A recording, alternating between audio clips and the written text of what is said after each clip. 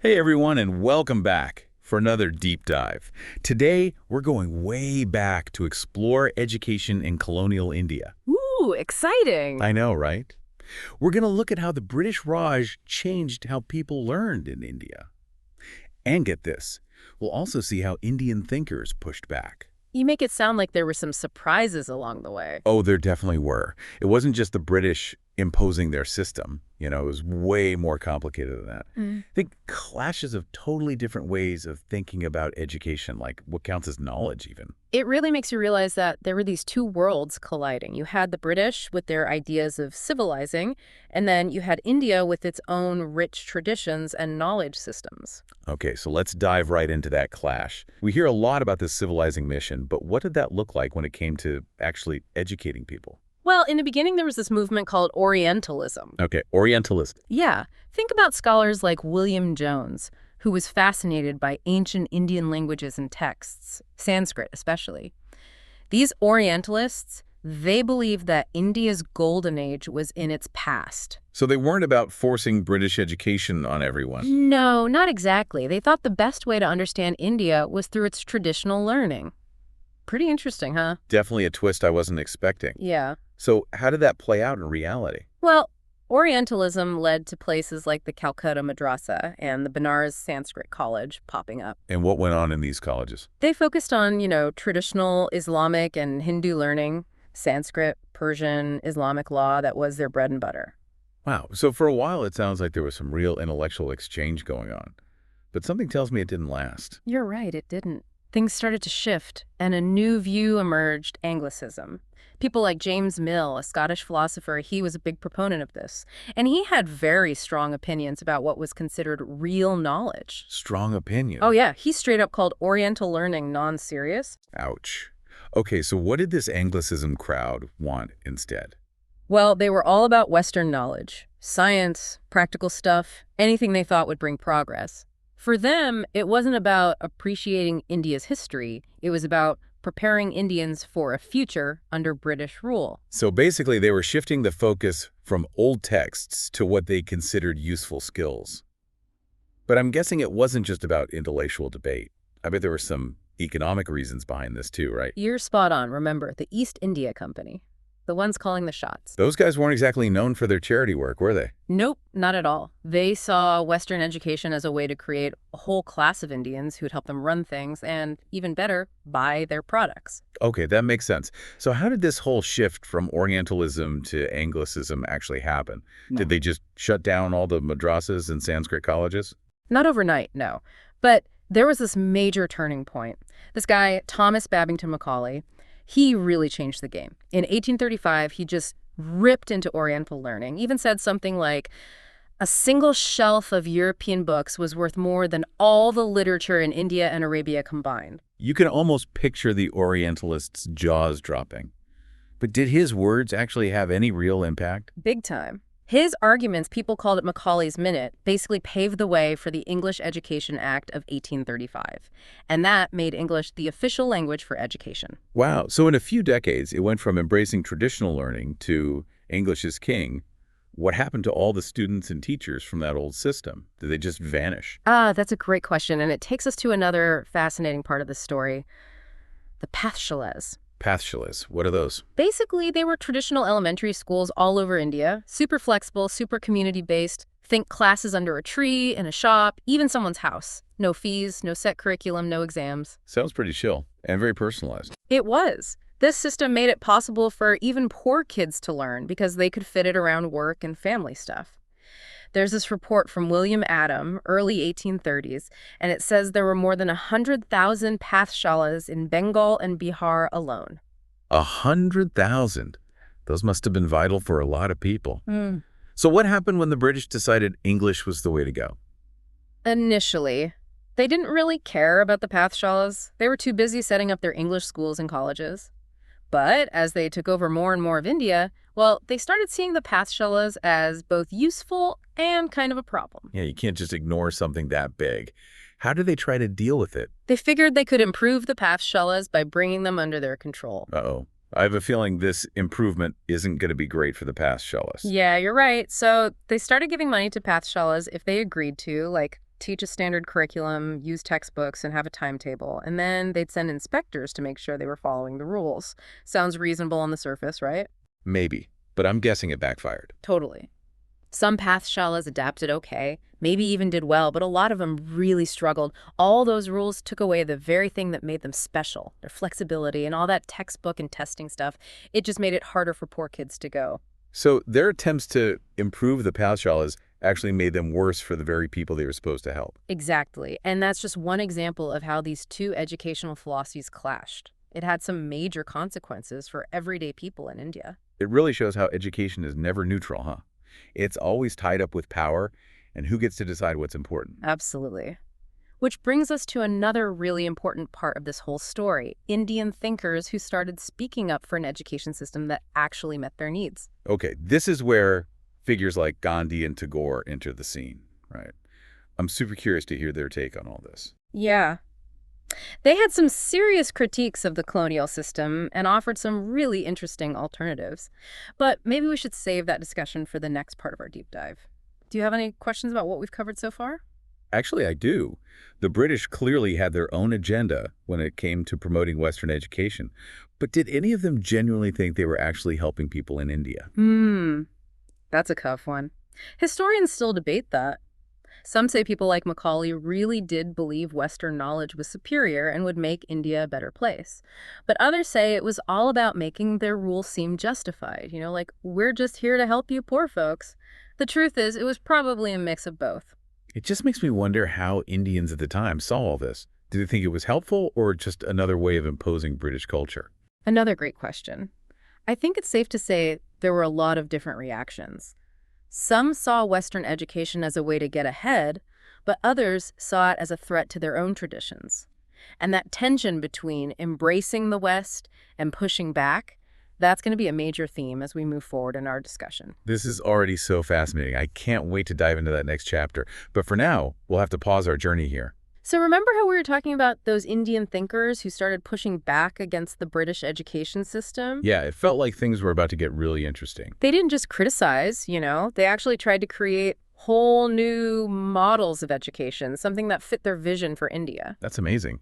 I mean, I wouldn't think there was a lot of room for that kind of thing under colonial rule. Yeah. So who are we talking about here? Two of the biggest names are Mahatma Gandhi and Rabindranath Tagore. They had some really strong critiques and came up with some pretty radical alternatives, all based on Indian values. Okay, I know Gandhi, obviously, but mostly for his political activism. What were his thoughts on education? Well, for Gandhi, everything was connected. Nonviolence, self-reliance, social justice. It all tied into his ideas about education. He thought the British system was messed up, not just because it favored Western knowledge, but because it made Indians feel inferior. And you said he had an alternative in mind. Right, he called it Nai Talim, which means basic education. He basically wanted a system built around real work, practical skills learning, by doing. So instead of just reading about farming, you would actually go out and farm. Exactly. Gandhi believed that real learning came from experience, from working with your hands. Things like farming, weaving, carpentry, those were the core subjects. It's so different from the way we usually think about school, with all the textbooks and tests. It was a big shift, for sure, and it wasn't just about learning skills. Gandhi saw this as a way to bring people together, break down the barriers between the educated elite and everyone else. He wanted education to be for everyone, no matter who you were or where you came from. Wow, that's incredibly forward-thinking. Even today, we hear a lot about hands-on learning and making education relevant to the real world. It's amazing that Gandhi was talking about this stuff way back then. It really is, and his ideas are still inspiring educators today, all over the world. Of course, Nai Talim wasn't perfect, and it was tough to make it work on a larger scale. But Gandhi's vision definitely challenged the status quo. I can imagine. Trying to change a whole system is never easy, but it's clear that Gandhi's ideas offered a powerful critique and a really compelling alternative. Absolutely. And it's important to remember that he wasn't the only one. We can't forget about Rabindranath Tagore. He also pushed for a total reimagining of education in India. Ah, yes, Tagore. I know his poetry and philosophy, but not so much about his views on education. What did he believe in? Tagore's approach was really shaped by his own life. He hated the strict, boring way he was taught as a kid. He thought real education should be about creativity, curiosity, a love of learning, all the good stuff. I can relate to that. Sometimes school feels like it's more about memorizing facts than actually loving to learn. So what did Tagore actually do? Well, he founded a school called Santiniketan out in the countryside. He was big on learning in nature, letting kids explore and create and connect with the world around them. That sounds amazing. So different from stuffy classrooms and strict schedules. Did Tagore think there was no place for Western knowledge in his school? Not at all. He saw the value in Western thought and science, but he didn't like how the British system forced it on people and created this divide between India and the West. He wanted a system where the best of both worlds could come together. So more like finding a balance than rejecting everything Western. Exactly. Tagore believed that a good education meant being exposed to lots of different ideas, no matter where they came from. At Santiniketan, he made sure kids learned about both the arts and the sciences, fostering creativity and critical thinking at the same time. It's so interesting how both Gandhi and Tagore, even though they had different approaches, both ended up promoting this idea of holistic education, right? Nurturing the whole person instead of just cramming facts into their heads. It really is. Their influence goes way beyond the specific models they created. They got people thinking differently about the purpose of education, about what really matters when we're preparing young people for the future. And those are questions we're still asking today, aren't they? How to make education creative, how to teach kids to think for themselves, how to help them find their place in the world. It's all still relevant. Absolutely. That's why studying these historical figures is so important. They give us timeless insights into the challenges and possibilities of education. They remind us that learning is a lifelong journey, something we should always be exploring and growing from. Before we move on, I'm curious, what stands out to you the most about Gandhi and Tagore's visions? I think it's how much they both cared about the well-being of the individual and the community. They understood that education wasn't just about getting a job or learning facts. It was about shaping character, about creating good citizens who wanted to make the world a better place. That's a really powerful point. It reminds us that education is about more than just personal success. It's about our responsibility to each other, to society as a whole. Exactly. And that's a legacy that continues to inspire people today, people who are trying to create schools and learning environments that nurture both individual potential and, a sense of community. So we've covered a lot of ground here. The rise of Anglicism, what happened to the Pathshalas, and then these incredible counter-narratives from Gandhi and Tagore. What happened next? Did any of these alternative visions actually catch on? That's a great question, and it leads us right into the next part of our story. The fight for a truly Indian education system was far from over. As India got closer to independence, the debate about what kind of education they wanted just got more intense. Oh man, the plot thickens.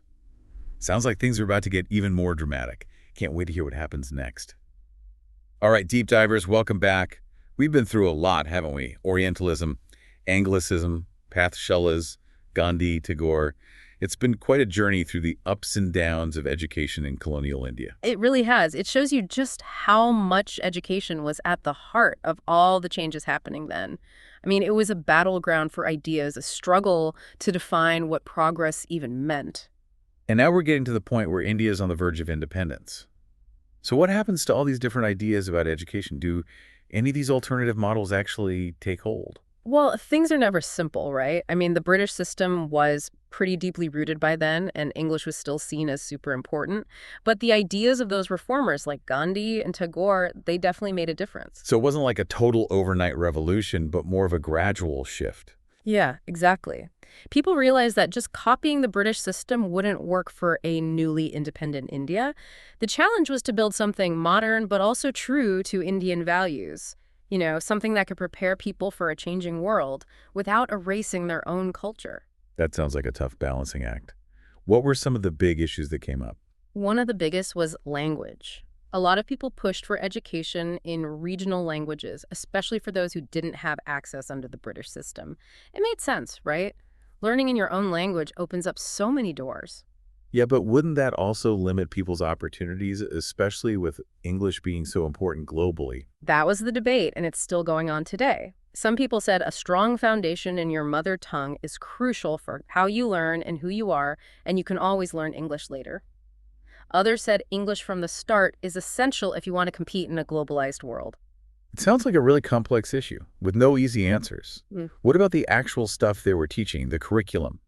Did that change much after independence? There was definitely a move away from just rote memorization, the way the British often did it. People wanted a more well-rounded approach with things like critical thinking, creativity, and problem solving. And that's where you see Gandhi's influence, with his hands-on learning, and Tagore's, with his emphasis on arts and nature. So even if their specific models weren't fully adopted, they did change the way people thought about education. Absolutely. They sparked a conversation about what education should really be about. Of course, actually putting those ideas into practice across a whole country, well, that was a huge task, and it's still a work in progress. It sounds like decolonizing education isn't a one-time thing, but a constant process of adapting and growing. Exactly. It's not about reaching a final destination, but about always trying to build a system that truly serves the needs and dreams of the people. Wow, this has been such an eye-opening conversation. Who knew that something like education could tell us so much about history, culture, and power? It's true. Education is never just about facts and figures. It's always connected to these bigger forces in society. And as we wrap up our deep dive, I'm left thinking about both the challenges and the possibilities of education. There are no easy solutions, but the choices we make have a huge impact on shaping the future. I agree. Education can either keep people trapped in inequality, or it can empower them to create a better world. It's up to each generation to look at the systems they inherit and ask themselves, how can we make this better? That's a great point. And maybe that's something for our listeners to think about too. We've seen how education in India has constantly evolved. So what can we learn from their experience as we try to build a fairer and more equitable system for everyone? I'll leave you with that question, and I hope it inspires you to keep exploring the amazing world of education. And to all our deep divers out there, keep those minds curious, keep those conversations going, and keep exploring.